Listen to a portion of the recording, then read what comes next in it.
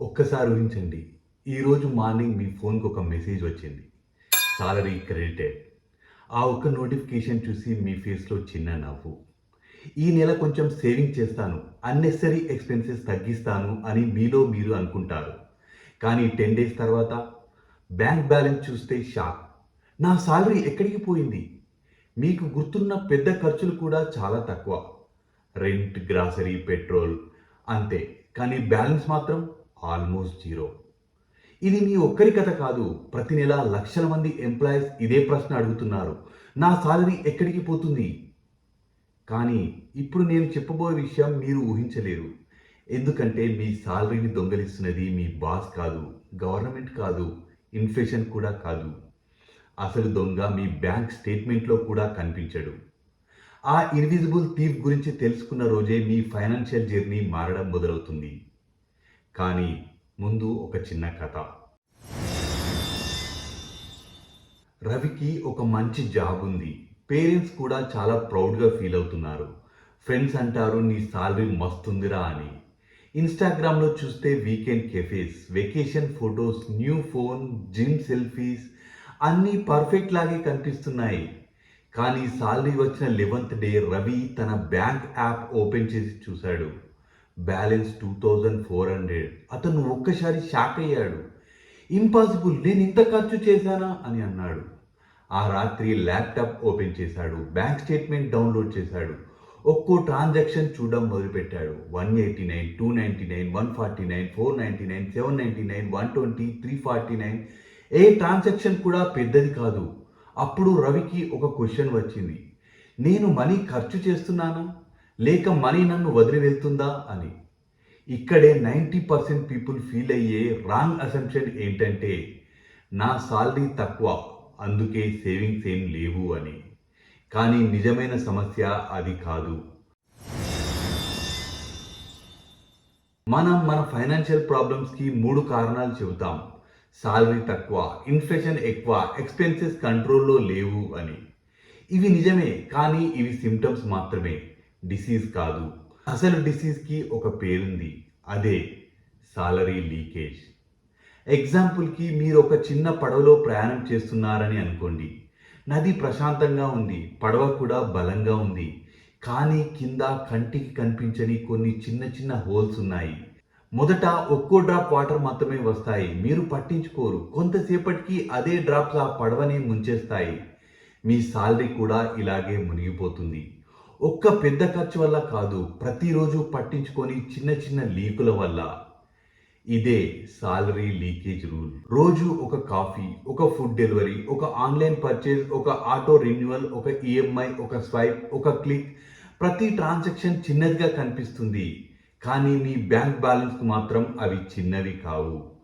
ఇప్పుడు ఒక ప్రశ్న, మీ సాలరీ తగ్గిందా లేక లీకేజ్ పెరిగిందా?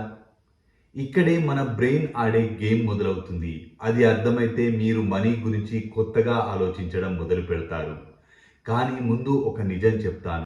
మీ సాలరీని మొదట తినేది పెద్ద ఖర్చులు కాదు, మీరు ఆల్మోస్ట్ మర్చిపోయిన చిన్న ఛార్జెస్. వాటి కథ ఇంకా షాకింగ్గా ఉంటుంది. రవి తన బ్యాంక్ స్టేట్మెంట్ని ఇంకా డీప్గా చూడడం మొదలుపెట్టాడు. అక్కడ ఒక విషయం కనిపించింది. పెద్ద ఖర్చులు కాదు, చిన్న చిన్న ఆటో డెబిట్స్.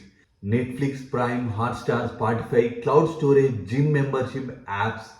అతను ఒక్కసారిగా నవ్వుకున్నాడు. ఇవన్నీ కలిపి ఎంత అవుతాయి అని క్యాలిక్యులేటర్ తీసుకున్నాడు. 199, 299, 499, 999, 649, 399. ఇలా ఒక్కో ట్రాన్సాక్షన్ మొత్తం చూసేసరికి మంత్లీ 6000. అతను షాక్ అయ్యాడు. ఎందుకంటే ఒక్క సబ్స్క్రిప్షన్ కూడా పెద్దది కాదు, కానీ అన్నీ కలిపి ఒక చిన్న ఎస్ఐపి అమౌంట్, ఒక ఫ్యామిలీ గ్రాసరీ బడ్జెట్ లేదా ఎమర్జెన్సీ ఫండ్ ప్రారంభం. మనం ఒక పెద్ద ఖర్చును వెంటనే గుర్తుపడతాం, కానీ చిన్న ఖర్చులు మన జీవితంలో బ్యాక్గ్రౌండ్ మ్యూజిక్ లాగా మారిపోతాయి. వింటుంటాం కానీ గమనించం. ఇదే సబ్స్క్రిప్షన్ ట్రాప్. కంపెనీస్ మీ అవసరాల మీద మాత్రమే సంపాదించవు, మీ మర్చిపోయే అలవాటు మీద కూడా సంపాదిస్తాయి. అదే ఆటో రెన్యువల్. వారికి రెవెన్యూ, మీకు లీకేజ్. కానీ ఇది ఇంకా చిన్న సమస్యే.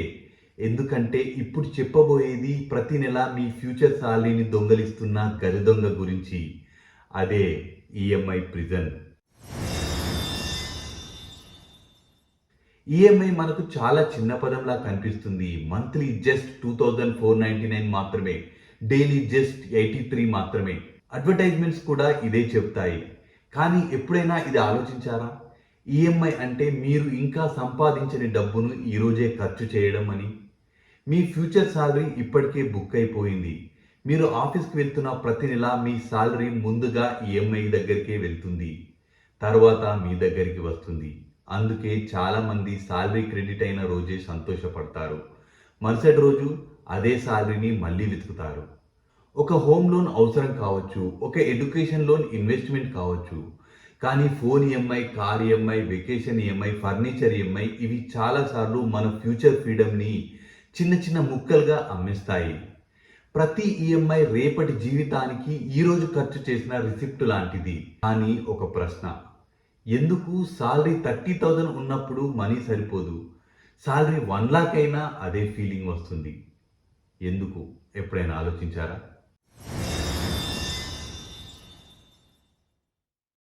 ఒక నిజం చెప్తాను, చాలా మంది సాలరీ పెరిగితే ప్రాబ్లమ్స్ తగ్గిపోతాయి అనుకుంటారు, కానీ రియాలిటీ పూర్తిగా వేరు. ప్రమోషన్ వస్తుంది, సాలరీ పెరుగుతుంది, అదే రోజు లైఫ్ స్టైల్ కూడా ప్రమోషన్ తీసుకుంటుంది. 1 BHK 2 BHK అవుతుంది, 12,000 ఫోన్ 50,000 అవుతుంది, బస్ బైక్ అవుతుంది, హోమ్ ఫుడ్ వీకెండ్ డైనింగ్ అవుతుంది, 1 OTT 5 OTTలు అవుతాయి, సింపుల్ చాయ్ ప్రీమియం కేఫే అవుతుంది. సాలరీ పెరిగింది కానీ సేవింగ్స్ మాత్రం అక్కడే ఆగిపోతుంది. దీనినే లైఫ్ స్టైల్ ఇన్ఫ్లేషన్ అంటారు. ఇన్కమ్ పెరిగిన వేగం కంటే లైఫ్ స్టైల్ ఇంకా వేగంగా పెరిగితే మీకు రిచ్ ఫీలింగ్ వస్తుంది, కానీ వెల్త్ మాత్రం బిల్డ్ కాదు. జీతం మన జీవితాన్ని మార్చదు, జీతం వెళ్ళే దారి మన భవిష్యత్తును మార్చుతుంది. ఇప్పుడు అసలు ప్రశ్న, మనకు ఇవన్నీ తెలుసు అయినా ఎందుకు మళ్ళీ మళ్ళీ అదే తప్పు చేస్తాం? సమాధానం మీ వాలెట్లో లేదు, మీ బ్రెయిన్లో ఉంది. మరి మన బ్రెయిన్ మన మనీకి ఎలా ఎనిమి అవుతుంది? అదే ఈ వీడియోలో మోస్ట్ ఇంపార్టెంట్ పార్ట్. ఇప్పుడు అసలు విలన్ ఎవరో తెలుసుకునే సమయం వచ్చింది. అది మీ సాలరీ కాదు, మీ ఎక్స్పెన్సెస్ కూడా కాదు, అది మీ బ్రెయిన్. మన బ్రెయిన్ వేల సంవత్సరాల క్రితం సర్వైవల్ కోసం తయారైంది, వెల్త్ బిల్డింగ్ కోసం కాదు. అందుకే మన బ్రెయిన్కి ఫ్యూచర్లో వచ్చే పెద్ద లాభం కంటే ఈరోజు వచ్చే చిన్న ఆనందమే విలువైనదిగా అనిపిస్తుంది. అందుకే 500 సేవ్ చేయడం కంటే 500 ఖర్చు చేయడమే హ్యాపీగా అనిపిస్తుంది.